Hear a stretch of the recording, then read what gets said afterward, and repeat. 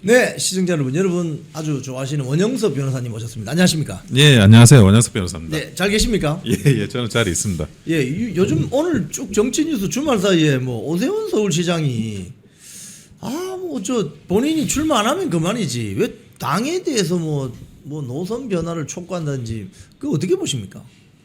아무래도 참 제가 좀 답답한데 그런 걸 보고 있으면 예, 저는 사실 오세훈 시장하고 서울시당에서 같이 이렇게 몇 년 같이 있어봤어요. 예. 그러니까 무슨 말이냐면 오세훈 시장이 야인 생활을 하고, 그러니까 20대 때 그 종로에서 낙선을 하셨잖아요. 그리고 한 10년 가까이 이렇게 뭐 야인 생활 비슷하게 하시다가 예. 10년이 아니죠. 그때 한 보궐로 들어올 때쯤 해서 새로 이렇게 되신 거니까 한 5년 정도 굉장히 고생하시면서 무관으로 계셨을 때 같이 또 뵀었습니다. 예. 그래서 그런 부분에 있어서 오세훈 시장이 굉장히 저는 뭐 서울에서 먹히는 후보, 중도에서 먹히는 후보라는 건 저는 굉장히 강점이 있다라고 생각을 해요. 예. 근데 오세훈 시장님이 이 부분을 좀 정확하게 생각을 하셨으면 좋겠는데 서울시장 계속 하시려고 정치하시는 건 아니잖아요.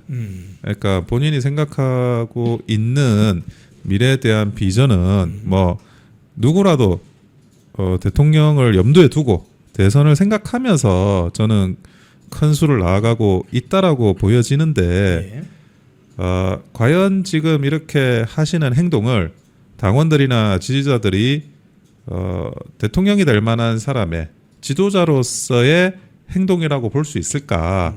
그런 부분에 대해서 한번 그 자문을 한번 해보셨으면 좋겠어요. 2018년 지방선거 때 그때 뭐 똑같습니다.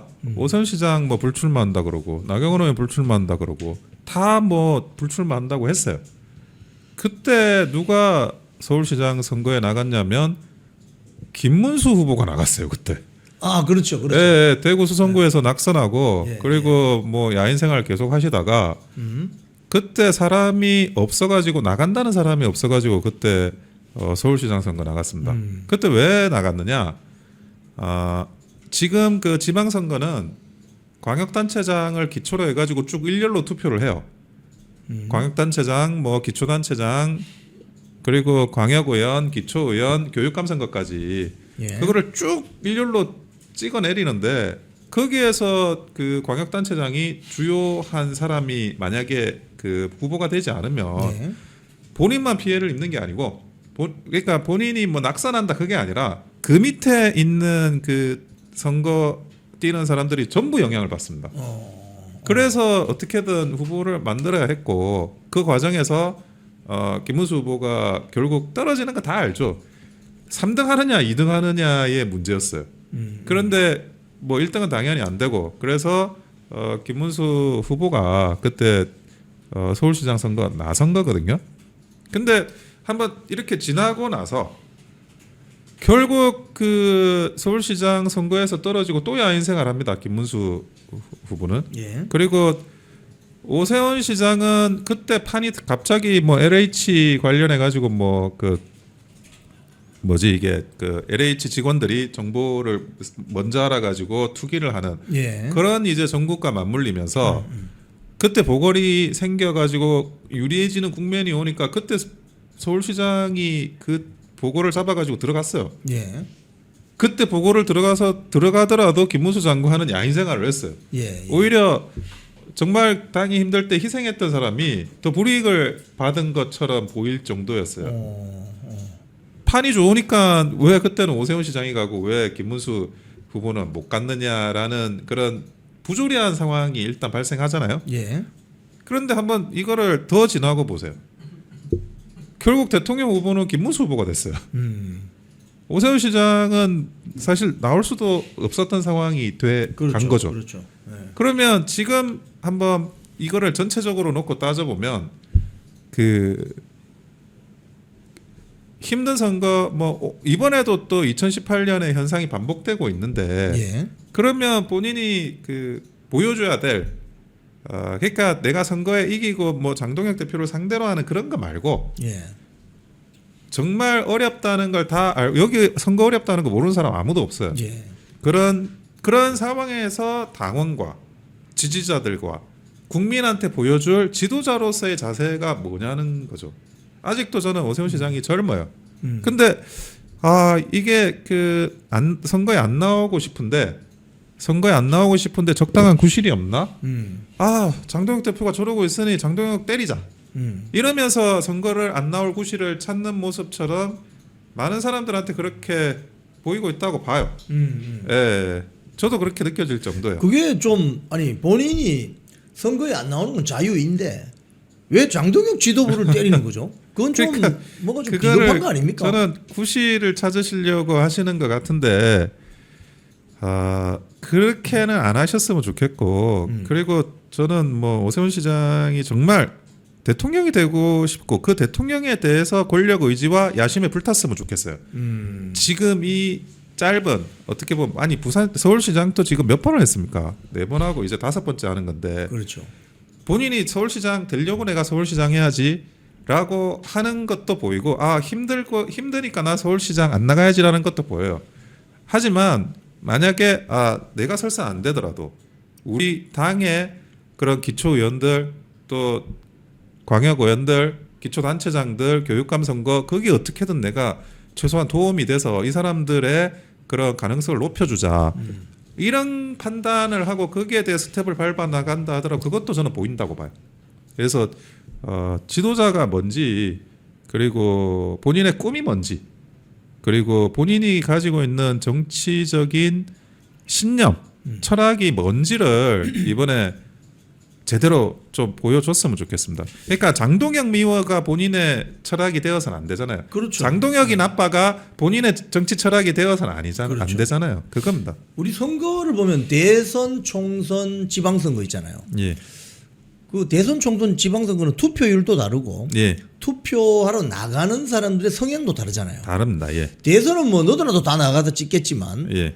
지방선거 같은 경우는 정치 고관여층 또는 뭐 국민의힘 아주 절대 지지자 또는 민주당 절대 지지자들끼리 한번 붙어보는 그래서 중도나 스윙 보터들은 조금 그날 전부 소풍 가거나 놀러 가는 예. 그런 그렇습니다. 경우가 많잖아요. 실제적으로. 많습니다. 예. 그러면 오세훈 서울시장이 지금 당 노선을 변경해라 뭐 이런 거 요구하는 것보다는 이 당내 좀 충실한 정말 신실한 지지자들에게 호소해야 되는 그런 노력을 해야 되지 않나요? 근데 이번에 대자유총에서 여론조사를 하지 않았습니까? 국민의힘의 선결 과제가 뭐냐 이렇게 묻는 거에 대한 문항들이 있더라고요. 그 답을 봤는데 1번은 그런 거예요. 윤석열 대통령과의 거리두기 이게 1등이긴 했어요. 그게 38%였어요. 예. 그러면 2등, 3등, 4등이 뭐냐? 그러니까 민주당을 상대로 투쟁하는 거 그게 21%. 공천할 때 세대 교체하고 참신한 사람 하자 18%. 그리고 정책적으로 부동산이나 이런 뭐 민생에 대한 이야기하자 15%요. 자, 거리두기가 38이고 그게 아닌 다른 것들이 벌써 이렇게만 따지면 39에 15 더하면 54 정도 되는 거예요.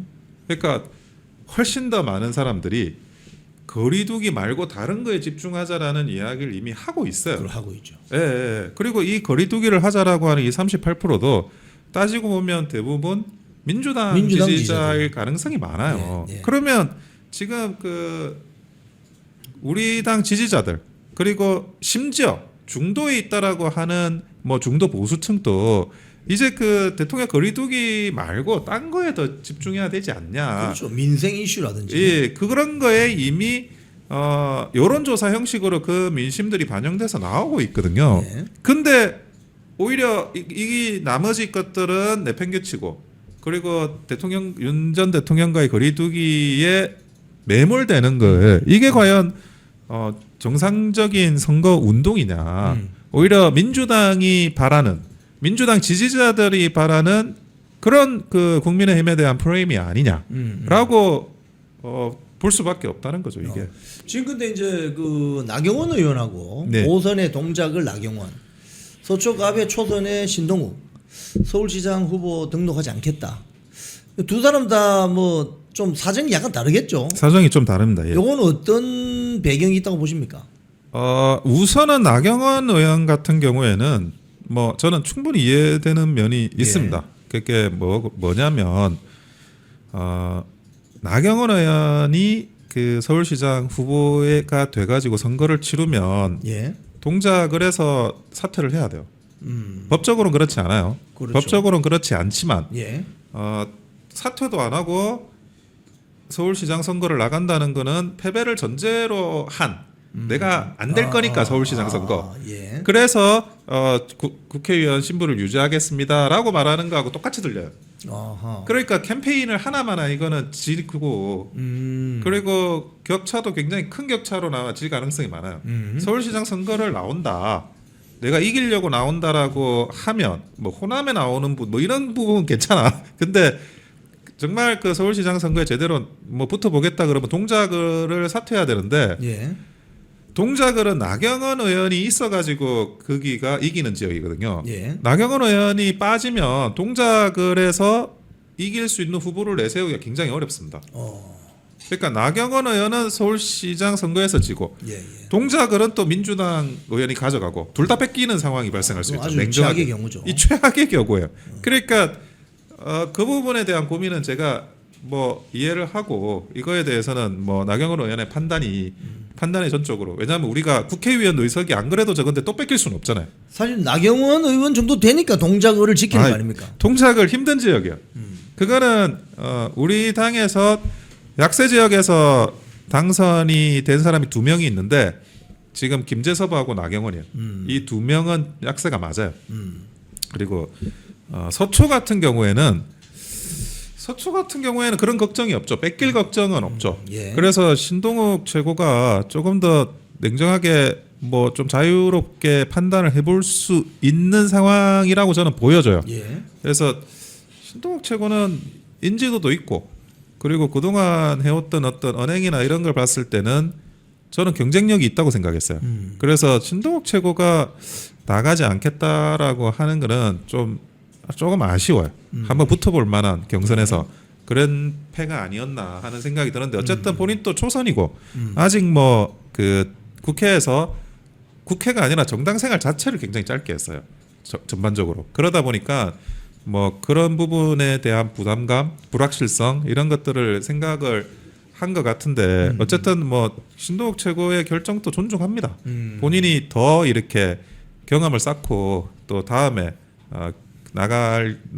다음에 우리가 이번에 서울시장 선거 말고 이 결과가 어떻게 되든 그 다음에도 서울시장 선거를 누가 나가야 되잖아요. 그렇죠. 4년 뒤에 나가야죠. 예. 거기에서도 나경원 의원이나 신동욱 최고가 주요 컨텐더가 될 수가 있어요. 예. 그래서 뭐 그거에 대한 대비책으로 예비 전력으로 그냥 뭐 이번에는 좀 그 기회를 그 기회라기보다는 이제 다음을 기약하는 것도 저는 방법이라고 생각합니다. 사실 안 그래도 내일 저희들이 이상규 성북을 당협위원장을 초대를 해놨습니다. 지금 그러면 이제 남은 게 이제 1차 등록한 사람이 네, 예. 서울시장 후보로는 이상규 당협위원장하고 윤희숙 전 예. 여의도 연구원장인데 이렇게 되면 흥행에 좀 문제는 없습니까? 꼭 서울시장 문제가 아니더라도 예. 광역 그 의원 문제 구하기도 조금 어렵고 그리고 서울 수도권 특히 제일 여기가 이제 후보 자리가 많잖아요. 예. 그래서 재공모를 한 번은 해야 돼요. 전반적으로. 그러니까 저번 같은 경우 직전에 지방선거 때는 4월 초에 공천 접수를 받았습니다. 근데 저희가 3월 초에 공천 접수를 받는 거거든요. 이거는 뭐 빨리 받는다기보다는 또 그 전에는 3월 초에 하기도 했어요. 근데 이번에 여러 가지 상황들이 있으니 안 그래도 뭐 기사에 보니까 그런 이야기도 있던데 3월 하순 정도에 전반적으로 재공모를 받고 그 재공모를 받은 다음에 다시 어떤 그런 그 다음에 뭐 경선이라든지 뭐 이런 공간의 어떤 논의를 논하는 게 맞을 거라고 보여집니다. 안철수 의원이 재공모하면은 서울시장 도전할 가능성도 있어 보입니까? 저는 어렵다고 봐요. 예, 저는 어렵다고 보는 게 안철수 의원이 일단은 경기도 의원이라는 거 예. 그리고 안철수 의원 같은 경우에는 기본적으로 항상 안철수 의원이 그 국민의힘에 오고 나서는 스탠스가 바뀌었어요.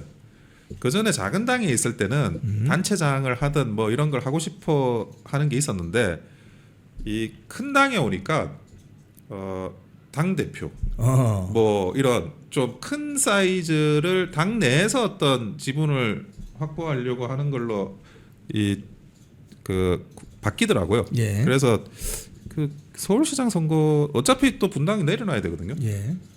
근데 사실은 분당만 하더라도 요즘 좀 어려워져 가지고 안철수 의원이 나가면 좀 그래도 뭐 동작을보다는 훨씬 좋은 데입니다. 예. 그래서 뭐 어차피 가능성도 있고 뭐 좋은 팬 것 같긴 한데 예. 안철수 의원이 내가 볼 때는 좀 당내에서 입지를 확보해 나가려고 하는 그런 방향으로 바뀌어가지고 쉽게 결단을 내리긴 어려워요. 그리고 지금 왜 제가 또 재공모를 이야기하냐면 일단 1차 공모를 받았기 때문에 그러면 그 뭐 어쨌든 뭐 희생적인 차원이든 아니면 내가 인지도를 높이려는 차원이든 어떤 동기에 의해서라도 조금 이제 경쟁이 적은데 한번 나가 보겠다. 1차 공모를 받았는데 경쟁이 적은 데가 몇 군데 있으니까 그런 사람들이 충분히 있을 수 있습니다. 그래서 그런 사람들을 위해서라도 재공모는 한번 열어두는 게 필요하리라고 보여요. 안철수 의원이 그러면 경기도지사 출마 가능성은 있습니까? 경기도지사는 더 어려울 것 같고요. 지금 지금 그 서울시장보다 경기도지사가 더 어려워요.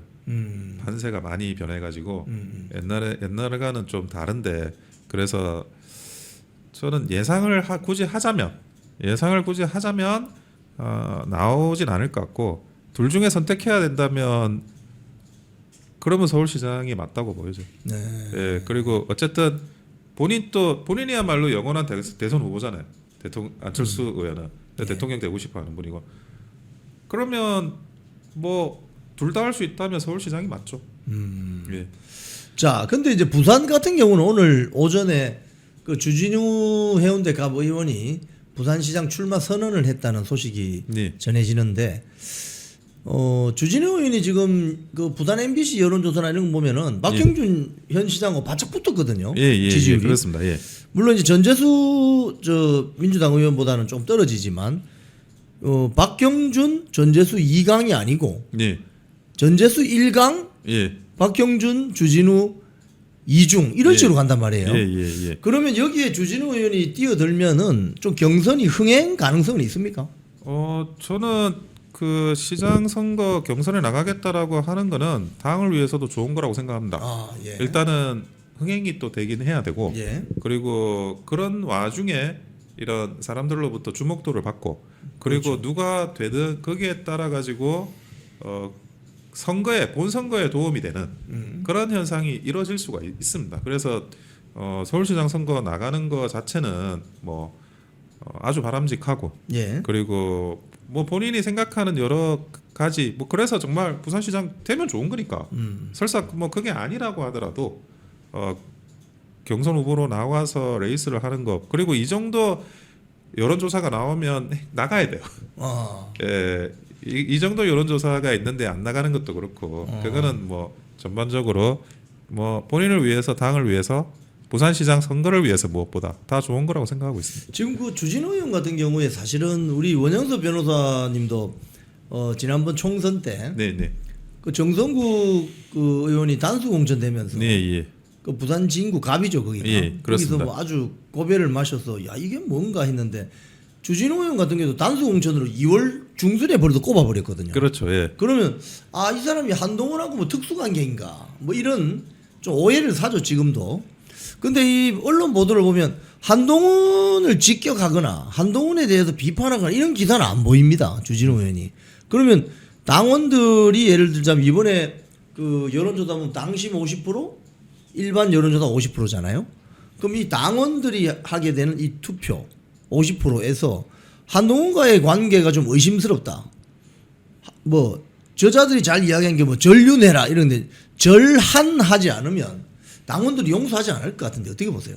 그렇죠. 지금 이제 당원들이 다 뭐 유튜브를 다 보시고 예. 그리고 뭐 주진우 의원 같은 경우에는 뭐 그 공천 과정에서도 사실상 친한계라고 봐야 되고 그리고 그 법률자문위원장 하면서 당원 게시판과 관련해서 거기에 법률 의견을 낸 거에 대해서도 또 책임이 있으니까 그런 부분을 따지고 보면 뭐 한동훈과의 관계에 대해서 분명하게 본인의 입장이나 이런 걸 말해야 되죠. 말해야 되고 그리고 그것이 본인이 앞으로 모르겠어요. 정치적인 전도를 추구해 나가는 데 있어서도 언젠가 그 순간이 와요. 예. 지금 뭐 아무 말 안 한다고 해서 아무것도 아닌 것처럼 흘러가게 되지가 않고 나중에 어떤 결정적인 순간에는 이게 골프 핸디 나오듯이 다 예. 튀어나오거든요. 아. 그러니까 그거에 대해서 뭐 명백한 선언을 하거나 또는 어떤 결정적인 순간에 본인의 어떤 행동을 하거나 결단을 그거는 필요합니다. 그리고 그것이 이번 부산시장 선거 과정에서 만약 한다 그러면 그거는 본인한테도 좋은 기회가 될 수 있어요. 한편으로는. 근데 과연 그렇게 할 수 있을지 굉장히 어려운 일이거든요. 그런 것들도 그런 게 만약에 그냥 뭐 유야무야 뭐 마치 사람들은 잘 모르겠지 하면서 적절히 넘어가면 글쎄요. 그게 당원들이 어떻게 생각할지 뭐 자명하다고 보여집니다. 지금 주진우 의원 같은 경우에 뭐 강한 부산, 뭐 젊은 부산 뭐 이런 주장을 하는 것 같은데 네, 예. 지금 그 당원들이 의심하고 있는 부분 아까 그런 부분 예. 한동훈이 당 대표 시절에 예. 법률 지원 뭐 단장입니까? 그걸 법률 자문위원장. 자문위원장을 예. 하면서 당 게시판 사건을 덮었다. 그렇죠. 뭐 이런 지적이 있지 않습니까? 예. 이걸 좀 해명을 해야 될 것 같은데요. 해명을 해야죠. 그리고 지금 그 부분을 뭐 자기가 뭐 사실은 이랬다라든지 아니면 뭐 이랬는데 그거는 좀 부적절했다라든지 그렇게 말을 하지 않으면 이 문제가 계속 질문을 받잖아요. 뭐 당원들한테도 질문을 받고 그렇죠. 기자들한테도 질문을 받고 그 입장이 뭐냐라고 질문을 받고 그럼 뭐라고 빠져나갔냐는 거예요. 계속 침묵을 할 수가 없잖아요. 굉장히 크리티컬한 질문들이 부산시장만 돼도 와요. 굉장히 큰 판이니까 광역단체장이 국회의원을 할 거면 그런 질문을 때로는 안 받을 수. 왜냐하면 국회의원 지역구는 250개니까 전국에. 그렇죠. 일일이 막 사람들 기자들이 찾아다니면서 그렇게 안 해요. 근데 이런 한동훈과의 관계를 어떻게 설정할 거냐는 경선 때도 중요하고 심지어 본선 때도 중요해요. 본선 때도 한동훈과 무슨 관계냐 계속 이거를 그 전재수 쪽에서 물어보지 않겠어요? 본인이 묻지 않는다 하더라도 우회해서라도 계속 질문하게 만드는 거예요. 그럼 막 빠져나가면 안 그래도 그 기자님도 말씀하셨지만 우리 당원들 그 표를 집중해야 되는데 거기서 이탈이 된다니까요. 아니 내가 뭐 한동훈 잘 될 일 있어? 하면서 빠져나가요 표가. 그러니까 그거를 설정을 안 하면 여기에서는 그 뭐 본선도 위험하고 그리고 경선도 위험하고 계속 위험해지는 판이 될 수밖에 없다는 거죠. 그리고 잘 아시다시피 민주당이 부산에 사활을 걸고 있지 않습니까? 그렇죠. 사활을 걸고 있죠. 전재수 뭐 장관 주고 예. 그리고 또 누구야? 해양수산부도 해수부 옮기고 예. 사활을 걸고 있는데 그 내부 분열을 일으킬 수 있는 그 이슈를 던지지 않겠어요? 그러니까 그런 부분들 지금 이제 그 여론조사가 나오는 건 이런 거예요. 신상 효과. 젊고 새로운 얼굴이고 그러면 좀 어떤 기대를 불러일으키고 예. 신상 효과는 항상 잘 있습니다. 뭐 그거는 뭐 원래 보수 진영에서 잘 있는 그런 효과들인데 그렇다 하더라도 그게 결국 그 한동과 관련한 그런 많은 문제들에 대한 그런 입장 정리가 필요한 순간은 반드시 올 수밖에 없습니다. 예. 지금 저 밖에서 신당 창당해야 된다 뭐 이런 움직임이 있는 것 같은데 이거 지방선거에 도움 됩니까? 근데 뭐 그 우선은 도움이 되지는 않지만 큰 해가 되지도 않아요. 그게 신당 창당이나 이런 움직임이 예. 결국 해까지 가려고 하면 예. 그 신당에서 후보를 낼 수 있어야 되거든요. 예. 근데 지금 그 이런 이야기가 나오는 당에서 후보를 내는 건 조금 어려워 보여요. 후보를 내는 게 어려워 보이면 그것이 근본적으로 이 크게 지방선거를 흔들기는 어렵다. 예. 근데 또 그렇다고 해서 뭐 하나로 뭉쳐지면 좋긴 한데 저는 조금 다른데 아예 그 생각이 달라가지고 도저히 못 뭉치겠다라고 하면 예, 예. 한번 신당을 만들어서 한번 해보고 예, 해보고. 그리고 나서 겪어보고 그리고 나서 아 이게 뭉치는 게 낫겠구나 이렇게 느껴보는 것도 좋다는 생각이에요. 이게 그 자꾸 뭔가 이게 뭐 그게 아니다 이렇게 이야기를 하는 것도 필요한데 그게 아니라 그 막상 나가 보면 막상 당을 차려 보면 그때 비로소 사람들의 생각이 어떤 국민들의 생각이 어떻고 지지자들의 생각이 어떤지를 알게 되는 순간이 오거든요. 뭐 그렇게 하는 것도 저는 진영 자체가 뭐 살아있는 모습이라고 보여지기 때문에 뭐 꼭 나쁘다고 생각하지는 않습니다. 지금 우파 진영의 유일한 원내 진입 정당이 국민의힘인데요. 네. 이 국민의힘 107명 중에 일부 예. 소위 말해서 이재명 정권과 민주당 정권하고 싸우지 않고 네. 내부 총질이나 하고 뒷다리나 잡는 사람들이 전체 국민의힘 국회의원 107명인 것처럼 논리적인 비약을 통해서 엔추 파도수를 척결하기 위해서 국민의힘은 해산해야 된다 이렇게 주장하는 분들이 있잖아요. 예, 이거 예. 지방선거에 도움 됩니까? 그거는 우선은 그거는 사실이 아닙니다. 사실이 아니기 때문에 예. 도움이 안 되는 겁니다. 예. 예, 그 국민의힘에 일부는 뭐 그런 사람들이 있을 수도 있겠죠. 하지만 제가 이제 느끼는 게 이거는 뭐 국민의힘 너도 국민의힘 사람이니까 그렇게 말을 하냐 이렇게 말씀하실 수도 있겠어요. 예. 하지만 그 안에서 실제로 굉장히 노력하는 분들이 많이 있어요. 오히려 여러분이 모르는 사람 중에 정말 당을 위해서 노력하고 헌신했던 사람들이 많고 그리고 이번에 윤석열 대통령 탄핵 정국에서도 그 사람들이 와가지고 애쓴 거예요. 그러니까 그렇게 보이지 않는 많은 사람들의 노력을 통해서 헌신을 통해서 우리 국민의힘이 유지가 되고 있는 거거든요. 그렇죠. 그리고 물론 이제 그런 사람들이 소외당하고 그런 기회주의자들이 와가지고 당을 이렇게 좌지우지하는 거가 굉장히 불편할 수도 있는데 저는 그래요. 저는 그런 것들도 리더십과 팔로우십이 잘 서면 해결될 수 있는 문제라고 생각을 합니다. 그러니까 그 우리 당이 얼마나 많은 사람들의 진심으로 운영되고 있고 만들어졌고 그리고 앞으로 나아가려고 하는지를 이 안에 있어 보면 굉장히 많이 알게 됩니다. 그리고 여러분들이 생각하는 그런 불만족스러움, 결과적인 불만족. 예. 저는 그것이 결국 이제 너희들이 결국 뭐 엉뚱한 동기나 고의에 의한 게 아니냐 이렇게 이제 생각을 하시고 그런 마음을 제가 충분히 이해하지 못하는 바는 아닌데 예. 심지어 저도 제가 그렇게 많이 그 당을 위해서 애쓰고 했을 때 저를 아는 사람도 없었어요.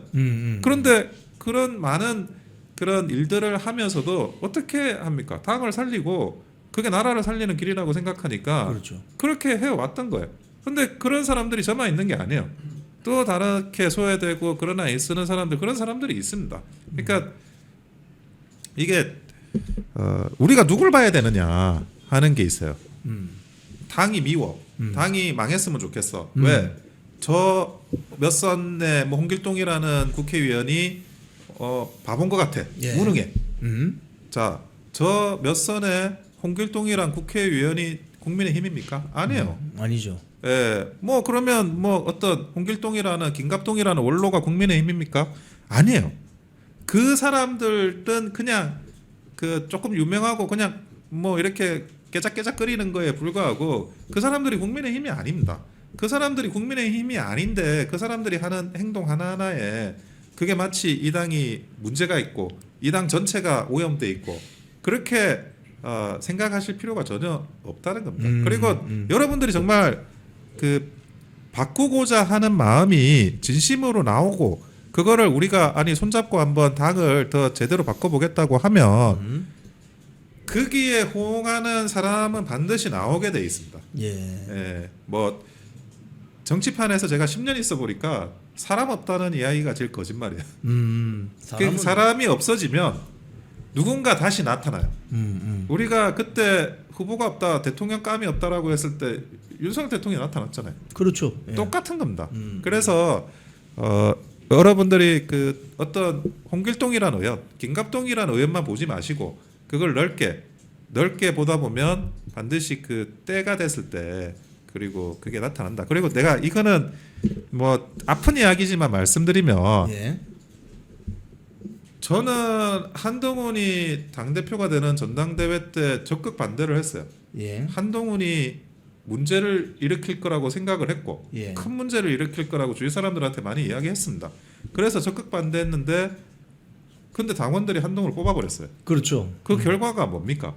제가 웬만하면 이제 예의상 나는 한동훈 반대를 외쳤지만 예의상이라도 일단은 당원 투표로 뽑혔으니까 당원들의 결과를 존중한다라고 말을 할 수도 있었지만 그렇게 하지 않았어요. 저는 페이스북에 이거는 납득이 안 된다. 이거는 굉장히 큰 문제를 일으킬 거다. 그러면서 내가 그 페이스북에 글을 달았더니 그 밑에 막 쫙 우리 당원들이 너씨 하면서 저에 대한 비판과 욕설이 많이 달렸어요. 예. 근데 저는 그 생각했죠. 두고 보라고. 지금 이 당원들의 판단이 얼마나 큰 재앙으로 들이닥칠지를. 근데 결국 반년도 못 가지 않았습니까? 예. 맞습니다. 그러니까 그때 우리가 정상적인 판단을 했으면. 근데 한동훈 반대를 외치는 사람들 많았어요. 기자님도 외쳤잖아요. 외쳤죠. 많은 사람들이 그때 이게 아니다라고 외쳤어요. 예. 근데 그게 60%가 넘는 투표율로 그냥 그렇게 가버렸어요. 거기서부터는 아무것도 막을 수가 없는 이런 그 어려운 상황으로 가고 있었습니다.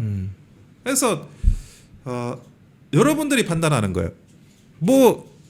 무슨 김갑동 의원, 홍길동 의원이 판단하는 것 같아도 여러분들이 정신 똑바로 차리고 이번에는 이렇게 해야지.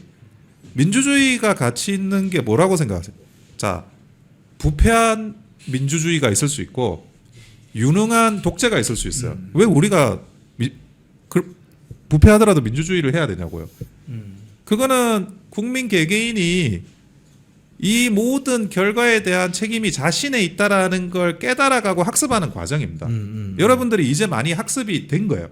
깨달아가는 것도 많고 여러분들이 국민의힘은 이렇게 가야지라고 생각하면 그렇게 갑니다. 그 말씀을 꼭 드리고 싶습니다. 예. 오늘 대담 정리하면서 우리 시청자님께 한 말씀 부탁드리겠습니다. 지금 답답하시고 그냥 매일매일 뉴스만 보면 속상하는 뉴스만 계속 나오실 것 같아요.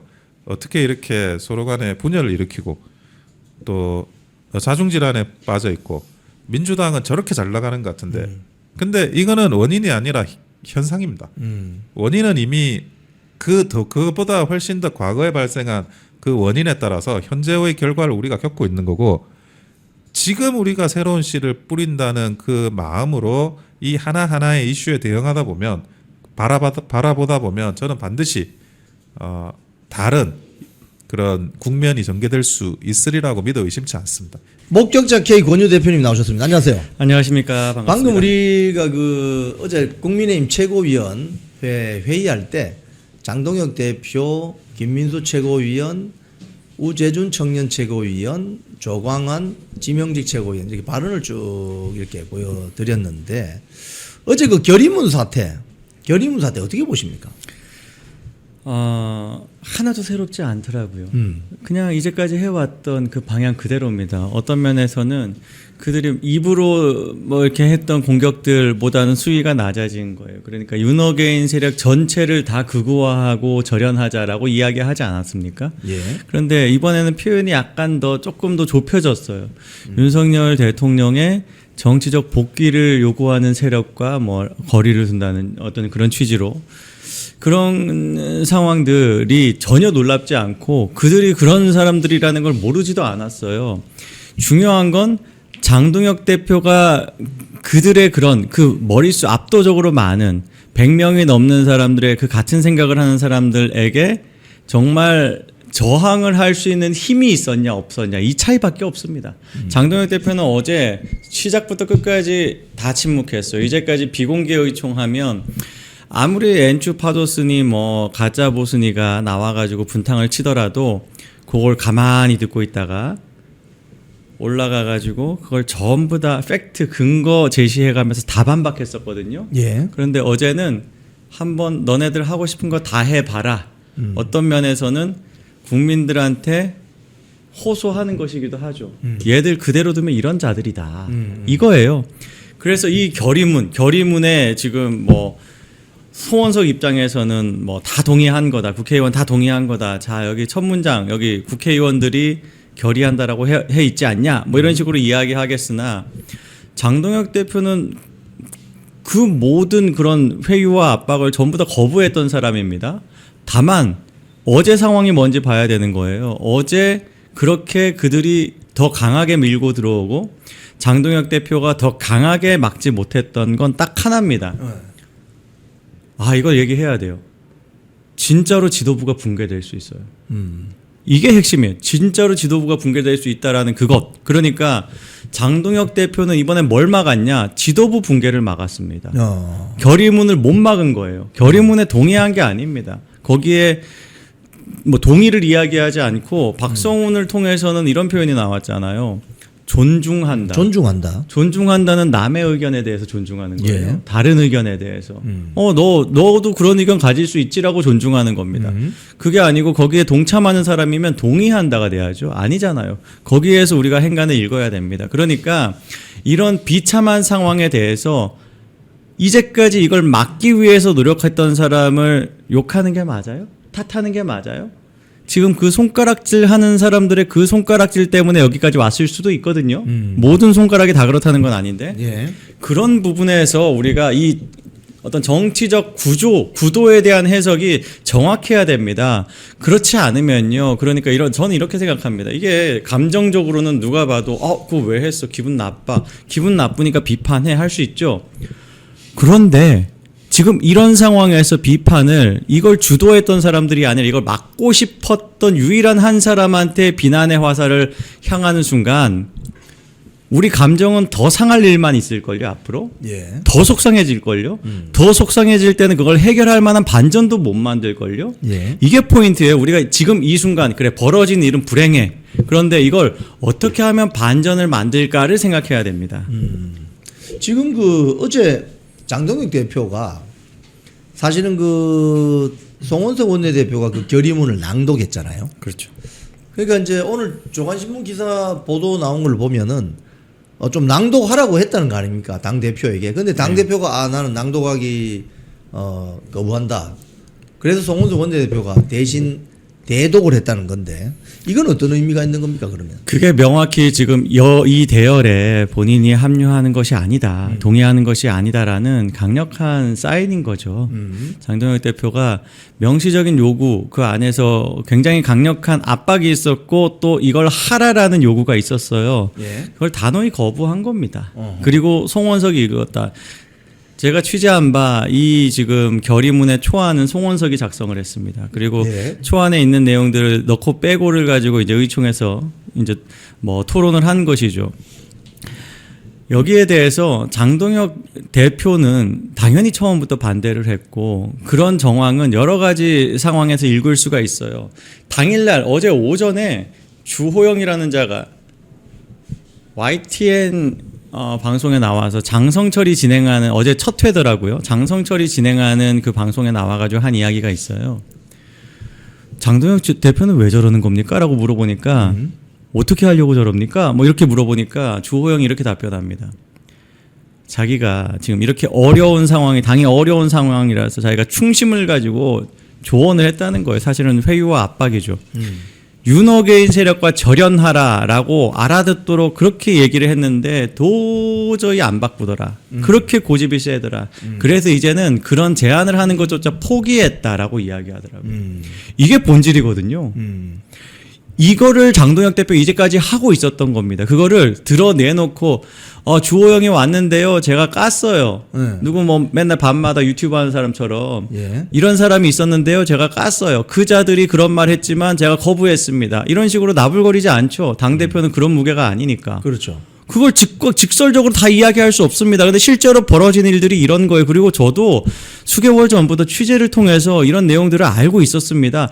그러니까 이 마음을 알고 있으니까 저는 계속 사실 장 대표가 이렇다라고 이야기하는 것이죠. 그냥 무조건 장 대표가 앞에서는 이러지만 뒤에서는 다른 모습인데 그걸 가지고 억지로 실드 치면서 제가 거짓말했던 게 아니에요. 이런 맥락을 11월 말부터 주호영이 얼마나 흔들었는지를 저는 취재로 알고 있었거든요. 네. 그리고 장동혁 대표가 어떤 태도였는지 알고 있었거든요. 그걸 어제 주호영이 처음으로 고백을 한 것입니다. 그럼 그런 장면이 나왔을 때 어떤 게 더 진실에 가깝겠습니까? 100명이 넘는 국회의원들이 그리고 최고위원들이 그만두겠다까지 지금 가는 그런 분위기가 있는 그런 기류에서 도저히 비대위를 무너뜨리는 건 우리 애국 시민의 그리고 지금 감옥에 있는 윤석열 대통령에게도 너무나 큰 어려움이 될 것이기 때문에 그거 막겠다고 마지막 어떻게 보면은 이 비대위를 막고자 하는 그런 행동을 가지고 비난하시겠습니까? 아니면 우리 국민들이 알 수는 없었지만 그 뒤에서 TK에서 육선을 한 이 국민의힘에서 가장 권력이 강한 주호영이라는 사람이 강압하는 것도 거부하고 윤석열 세력과 윤어게인 세력과 절연하지 않는다라고 버텼던 그 모습이 진짜겠습니까? 무엇을 가지고 무엇을 평가하시겠습니까? 어제 그 장동혁 대표가 맨 앞줄에 앉아 있었는데 그 맨 앞줄에 앉아 있는 장동혁 대표를 사실상 106명의 거기 실제로 이제 참여한 국회의원 숫자는 한 70여 명이라고 합니다. 그럼 이 70여 명의 국민의힘 국회의원들이 의총장 맨 앞줄에 앉아 있는 장동혁 대표를 그야말로 왕따시키고 괴롭히고 소위 말해서 불링하는 거 아닙니까 저거? 그래서 어떻게 보면은 너 우리 말 안 들으면 지도부 그냥 와해시켜 버릴 거야.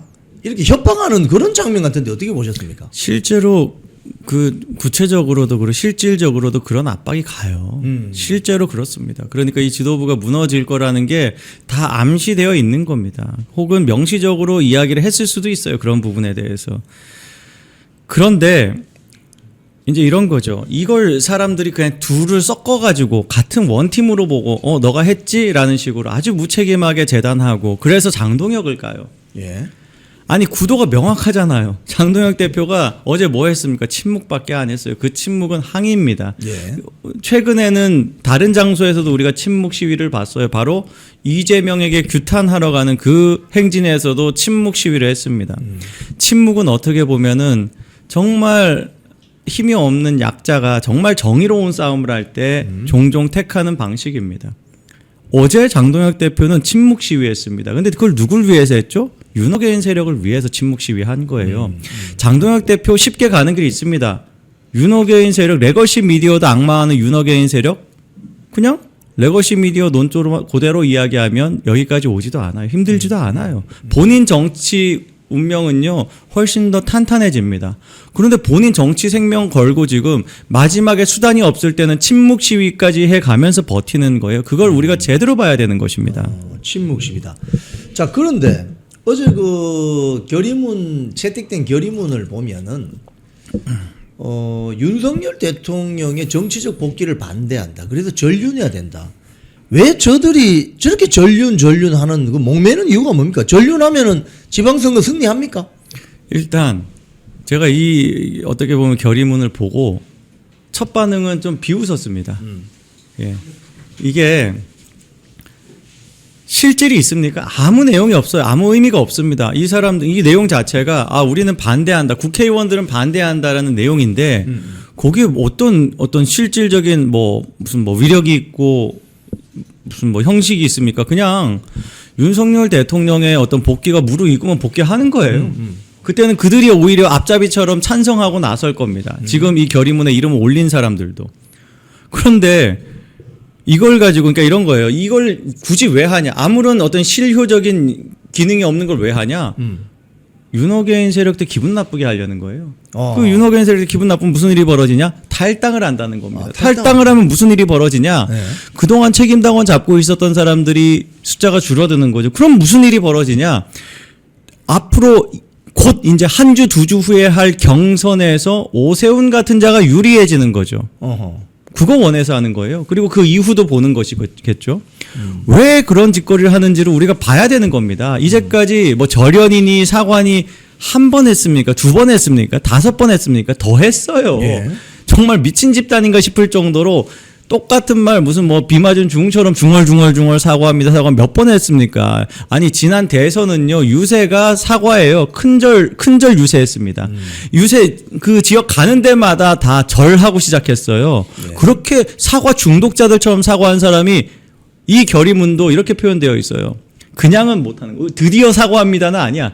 다시 한번 사과합니다. 다시 한번 이러다가 한 2030년쯤에도 제 3521차 사과 결의문 이거 또 쓰겠어요.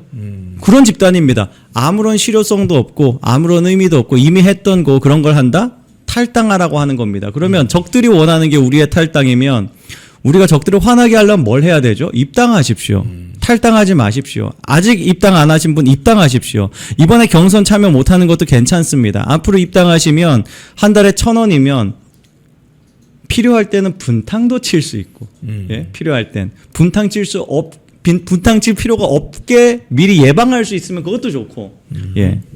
자, 그러면 지금 이게 전륜 계엄 사과를 그동안 주장해온 세력이 이제 보면은 크게 보면 친한계 세력, 자연인 한동훈 따라다니는 세력, 그리고 대안과 미래라는 뭐 당내 소장파라고 하는데 정치 오래 한 사람들입니다. 그런 사람들이 이 계엄 사과를 계속해서 요구하는 이유는 뭡니까 그러면? 지금 이제 윤석열 대통령의 그러니까 뭐 이런 거죠. 윤석열 대통령과의 어떤 관계를 끊는다는 게 예. 아니 뭐 가족 관계에서 절연 이야기하면은 실질적으로 끊어지는 건가요? 그러니까 자기가 그 부모님으로부터 낳았다는 사실 관계가 사라지나요? 초등학생들이 나 오늘 너랑 절교야. 나한테 말 걸지 마. 하는 수준인 거예요. 실질적 효과가. 예? 그러다가 바로 점심 먹고 난 다음에 다시 또 친해져 가지고 같이 놀고 그러잖아요. 딱 그 수준인 겁니다. 아무런 실질적 의미가 없는. 그래서 우리는 절윤이 아니라 지금 이 당에 이제 벌어진 불행을 극복하는 유일한 방법은 그들이 지금 씌우고 있는 거짓 프레임을 깨는 것입니다. 예. 절윤이 아니라 프레임에 들어가서 우리가 그들이 원하는 걸 해주는 게 아니라 적들이 우리 당 외부에 있는 적들이 원하는 걸 해주는 게 아니라 적들이 싫어하는 것, 적들이 불편해하는 것 그걸로 우리가 가야 되는 거예요. 그런데 엔추파도스라고 하잖아요. 예, 맞거든요. 예. 이들은요 민주당한테 유익해도 내가 배지 지키는데 도움이 된다면 그것도 갖다 쓴다라는 사람들이 많이 있습니다. 그걸 우리가 봤으면 그러면 우리가 뭘 해야 되냐?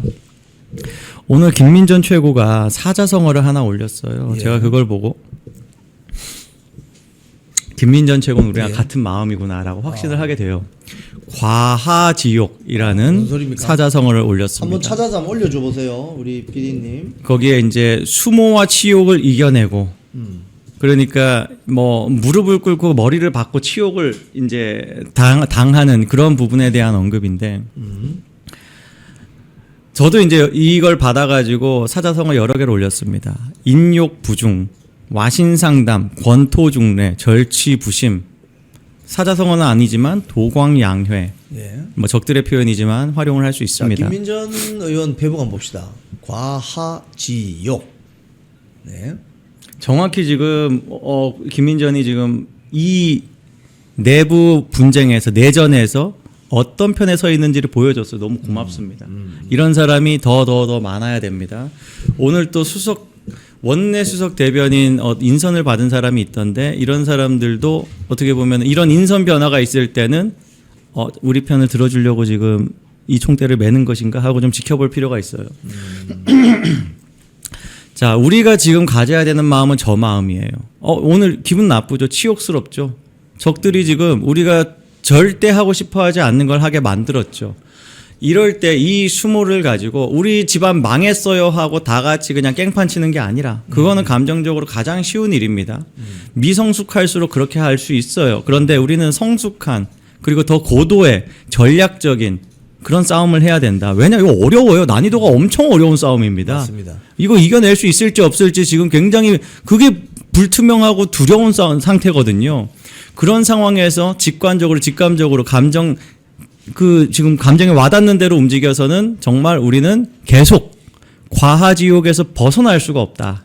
우리 도강양해하자. 지금 우리 목회님이 소개한 저 김민전 의원의 페북 과하지옥을 제가 좀 설명을 드리면 저 과자가 사타구니 과자입니다.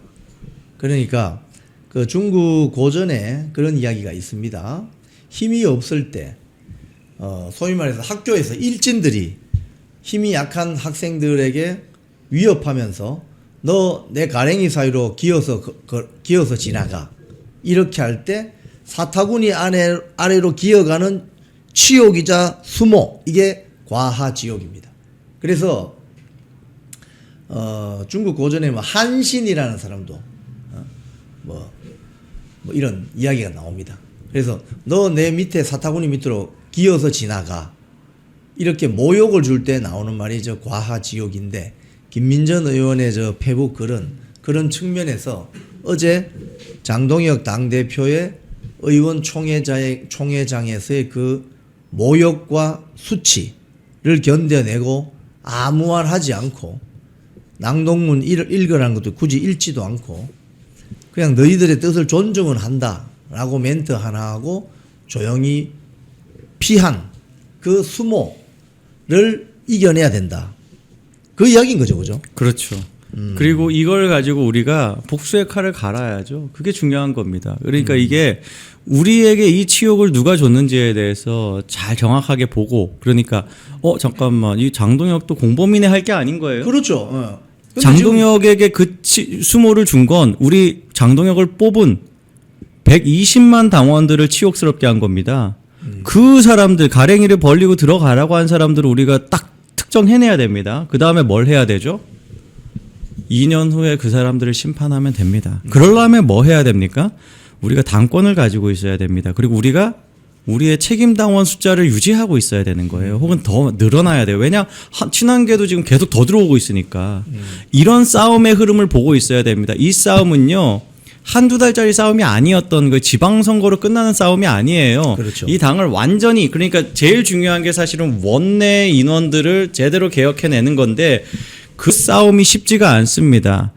김기현 당대표가 언제 무너졌죠? 총선 공천 밥그릇 가지고 눈이 벌게졌을 때, 야, 이거 안 되겠다, 비대위원 뽑자라는 그 흐름이 만들어지면서 김기현이 물러난 거예요. 그거 누가 주도했죠? 조중동이 했습니다. 지금 만일 장동혁 지도부가 연임을 하고 또 다시 경선을 해서 또 지금 재선을 하는 경우에도 딱 2027년 12월 조중동의 기사가 벌써 저는 그려져요. 이 지도부로 이길 수 있겠는가? 그 마지막 관문까지도 뚫고 이겨야 되는 겁니다. 그런데 뭐요? 지금 2년 남은 일을 지금 벌써 포기한다고요? 그 누구는 신당을 만들면 된다. 신당 만들어서 저 300명을 청년들로 다 바꾸면 된다라고 하는데 이번 선거 총선 아니고 지선이에요. 지선. 지방선거죠. 지선이에요. 지금 현실적, 그러니까 우리가 다 원하는 이상이 있습니다. 그 이상을 위해서는요, 고통스러운 과정에 대한 설명을 해야 되는 게 바로 스피커의 역할입니다. 달콤한 이야기만 하고 아무 책임도 안 지는 건 스피커가 할 짓이 아니에요. 그건 분탕질입니다. 지금 저 과하지옥을 한 번 더 설명을 해드리면은 중국에 한신이라는 사람이 있었는데 나중에 초나라의 왕이 됩니다. 초한지 아시죠? 초나라의 왕이 되는데 이 한신이라는 사람이 왕이 되기 전에 힘이 없을 때 동네 불량배들을 만났는데 불량배 중에 한 명이 그 한신에게 야, 너 좀 보니까 어리버리하게 생겼는데 내 사타구니 밑으로 기어가 했다는 거예요. 근데 한신이 그걸 꾹 참고 그 수모와 치욕을 참고 사타구니 밑으로 기어갔다는 겁니다. 그런데 그 이후에 한신이 초나라의 왕이 됩니다. 왕이 되어서 그 불량배를 찾아냈답니다. 그 불량배를 찾아내어서 뭐라고 했느냐? 내가 이렇게 힘이 생겼다고 너를 이렇게 함부로 하면 되지 않겠지 해서 어떤 조그마한 벼슬을 줬다는 겁니다. 즉 권력을 쥐고 있을 때 문제 해결을 할 수 있습니다. 방금 우리 목회의 권유 대표님이 말씀하신 것처럼 장동혁 대표는 어제 지도부를 와해시키지 않기 위해서 그 수모를 참고 버틴 겁니다. 버틴 겁니다. 그리고 앞으로 총선이 2년 남아 있기 때문에 차기 전당대회이든 장동혁 대표 연임이든 차기 국회의원 공천권을 쥐게 되는 순간 어제 결의문 채택한 세력들을 싸그리 정리할 수 있는 겁니다. 그래서 어제의 그 과하 지옥을 그 수모를 참아내면서 와신 상담하는 그 심정으로 2년 뒤를 기다려야 되는 겁니다. 그래서 지금 탈당하자 하는 사람들은 또 다른 생각이 있는 거 아니에요? 그럼요. 어떤 생각이 있는 겁니까? 탈당하자 하는 사람들이 일단 입당을 했는지 궁금해요. 온라인상에서 탈당을 이야기하는 사람 많은데 탈당이 그렇죠. 실제로 막 붐일 때는 어떤 분위기가 있냐? 자기 탈당 인증을 합니다. 그런데 이번에는 저 탈당했어요가 인증이랑 같이 올라오는 경우를 못 봤어요. 이미 당원이 아닐 겁니다. 이미 당원이 많은 아닐 경우가 그럴 거예요. 제가 그걸 가지고 뭐 단정적으로 이야기할 건 아닙니다만 그런데 좀 이렇게 이야기해 볼게요. 그런 뭐 우리가 바로 확인할 수 없는 걸 이야기하기보다는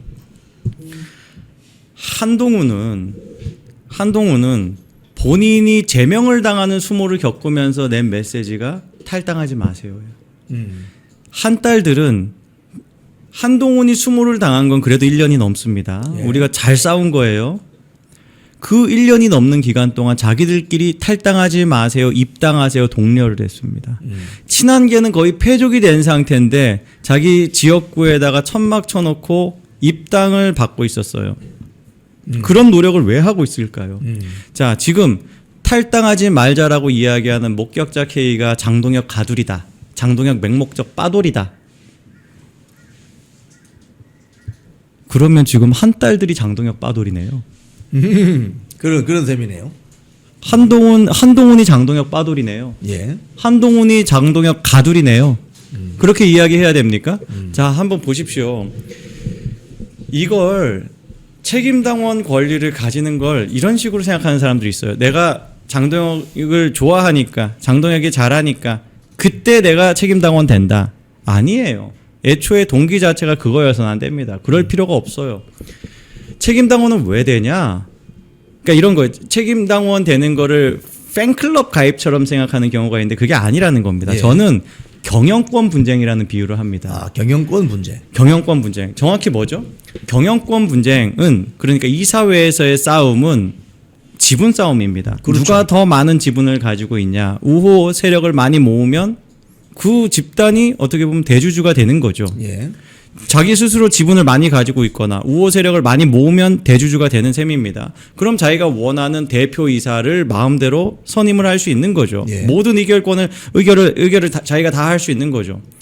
우리가 기적같이 윤석열 대통령이 탄핵당하고 이 어떻게 보면 김문수가 우리를 능욕시켰음에도 불구하고 절치부심 도광양해해가지고 더 책임당원이 되자 들어왔기 때문에 8월 달에 그 어떻게 보면 이미 유명세를 가지고 있었던 김문수를 꺾고 완전히 신인이나 마찬가지인 장동혁 대표 만들었거든요. 맞습니다. 그때까지 우리 경영권 분쟁에 승리하고 있었어요. 그렇죠. 예. 전혀 이 당이 예뻐서 마음에 들어서 책임당원 가입한 게 아닙니다. 한번 생각해 보세요. 8월 말에 했던 그 전당대회 책임당원이 되려면요. 5월 달에 4월 달에 이미 당원 가입을 했어야 되는 겁니다. 그때 이 당이 예쁘던가요? 그때를 생각하세요. 지금도 똑같은 겁니다. 이 당이 미워서 탈당한다가 아니라 미워서 입당한다여야 되는 거예요. 책임당원이라는 건 권리입니다. 내가 행사할 수 있는 권리예요. 아니 어떤 대주주가 대표이사가 하는 게 마음에 안 드네? 나 지분 포기할래. 아니 돈도 안 받고 포기하는 셈이에요. 지분을 돈도 안 받고 대가도 안 받고 포기하는 바보가 어디 있습니까? 매각도 아니고. 지금 책임당원 권리를 탈당으로 포기하는 사람은요. 아무 대가도 안 받고 권리를 버리는 거예요. 바보짓 하는 겁니다. 바보짓. 대표이사가 마음에 안 들면 대표이사를 바꿀 생각을 해야죠. 바꾸려면 책임당원 남아 있어야죠. 그겁니다. 이 당이 정말로 원내 뽑을 인간이 없어요. 원내 당대표를 세울 인간이 없어요. 괜찮아요. 얼마든지 우리가 뭉쳐만 있으면 계속 때가 옵니다. 그 다음 라운드가 와요. 그때를 항상 준비하십시오. 자, 근데 이제 신당 만들자는 이런 제안을 하는 세력들도 있는데 지금 이건 뭐 한국뿐이 아니고 민주주의 채택하고 있는 뭐 미국이나 영국이나 뭐 유럽도 마찬가지인데 또 뭐 일본도 마찬가지이고 신당이 선거 전에 뭐 돌풍을 일으키는 경우는 거의 없습니다. 없는데 지금 이건 또 지방선거다 이 말이죠. 지금 의회 권력 그러니까 지방 권력이 아니라 의회 권력을 바꾸려면 아직 2년이라는 시간이 남아 있는데 지금 신당 만들자고 해서 이게 효과가 있겠습니까? 예, 지금 채팅에 눈에 딱 띄는 채팅이 하나 보였어요. 뭐죠? 모케이님 전한길 씨 만나서 과하지옥 좀 해주세요. 아 아는 사람은 압니다. 저는 과하지옥을 했습니다. 과하지옥을 한 바, 이거 가지고 안 되는구나라는 판단을 했어요. 예. 저는 그 물밑에서 여러분들한테 공개되지 않는 대화로 설득하려는 노력을 나름 했습니다. 근데 그 한계를 느꼈습니다. 그 이야기는 여기까지 하고요. 신당 창당에 대해서는 걱정 안 해도 돼요. 신당 창당 설문을 돌린 거지 신당 창당 한다는 건 아니다. 그러니까 내가 신당 창당 한다고 했더니 진짜로 하는 줄 알더라라고 어제 방송에서 얘기하시더라고요. 액션은 한 건 아니지 않습니까라고 이야기하더라고요. 제가 금요일 날 지난주 3월 6일 날 방송에 봤을 때는 야, 이거 신당 창당을 위한 설득을 저렇게 열심히 하나 할 정도로 아니 이렇게 하면 되지 않습니까? 후보를 안 내면 되지 않습니까? 뭐가 분탕입니까? 저보고 신당 창당한다고 분탕이라는 자가 그 자가 바로 엔추 파도스다 이기야 막 이렇게 했는데 바로 어제는 뭐라 그랬냐? 제가 그 덫에 빠질 것 같습니까? 저 바보 아닙니다. 창당 안 합니다. 이렇게 얘기하더라고요. 아무도 그 덫을 놓지 않았습니다. 본인이 창당한다 그랬지. 아무도 예상도 못했던 일이에요. 창당한다 그랬지. 네. 그래서 지금 이런 소동 자체가 왜 일어나는지에 대해서 우리 애국 시민들이 그 본질을 한번 자세히 살펴보시기 바랍니다. 오히려 거기 진짜인 줄 알고 진짜로 창당하는 줄 알더라 하던 분들이 어제 벙 쪘어요. 아니 왜 창당을 안 해요? 왜 갑자기 신중 얘기합니까? 아니 당연히 해야 되는 거 아니에요? 지금 저들이 이런 결의문까지 했는데 라는 분위기가 생기거든요. 네. 오늘은 또 신당 창당할 것처럼 방송하실 것 같은 거예요. 거기에 우리 일희일비하지 맙시다. 아니 이분은 노 빠꾸라고 스스로 이야기하는데 맨날 빠꾸예요. 올 빠꾸 오늘 또 빠꾸하고 내일 또 빠꾸하고 계속 빠꾸할 겁니다. 그래서 앞으로 갔다가 뒤로 갔다가 계속 반복할 텐데 앞으로 갔으니까 큰일 났어요. 뒤로 갔으니까 큰일 났어요. 언제까지 우리가 그래야 되죠? 이제 이 변수를 우리가 최대한 억제합시다. 그런 움직임이 소위 말해서 이 우판의 분열을 조장하려고 하는 어떤 공작 같은 거 벌일 수 있는 어떤 좌파 세력의 먹잇감이 되지는 않겠습니까? 제가 그거를 포착했거든요.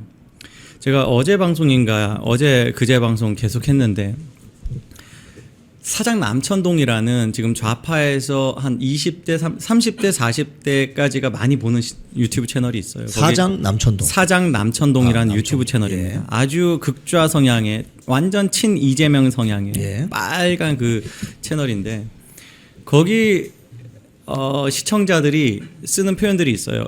이카 그게 이제 거기 시청자들 이현이들이라고 부릅니다. 예. 그래서 이현이들 하이해서 줄여서 이카라는 인사를 해요. 다른 사람들은 우파들은 모르죠. 그 우파들 공간에 와서 그걸 해도 몰라요. 그런 표현이 있고 뭐 달콤한 거예요 같은 유행어가 있고 거기에 사훈처럼 뒤에 달아놓은 게 되면한다 하면 된다가 아니 되면한다라고 달아놓습니다. 되면한다. 요게 다 사장 남천동 좌파 유튜브 채널의 코드들입니다. 예.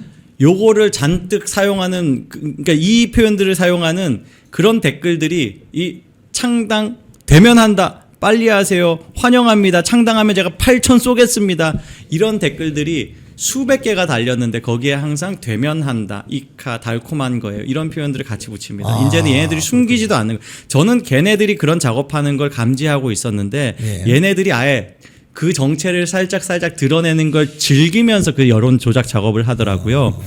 좌익들은 항상 우리 우우파들 공간에 와서 익명으로 더 우우파인 척, 자기들이 더 강성인 척 하면서 극단적으로 끌고 갑니다. 그래서 분열시키는 거예요. 더 순수하게, 더 근본주의적인 발언을 하면서 그걸 안 하는 사람들을 총질하는 거예요. 그래서 맨날 대자유총도 나쁜 집단 뭐 이러면서 몰아가는 사람들은요. 얘네들이 더 많아요. 우파 집단에 우파인 사람들이 그런 걸 하는 게 아니라 좌파 애들이 뭐야 대자유총으로 뭉쳤네 그럼 쟤네들 어떻게 타격할까 우리가 더 비현실적인 근본주의적인 더 극단적인 이상 추구를 해가지고 저들이 타협한 나쁜 세력인 것처럼 이미지를 만들자 이런 식으로 공격하는 거예요.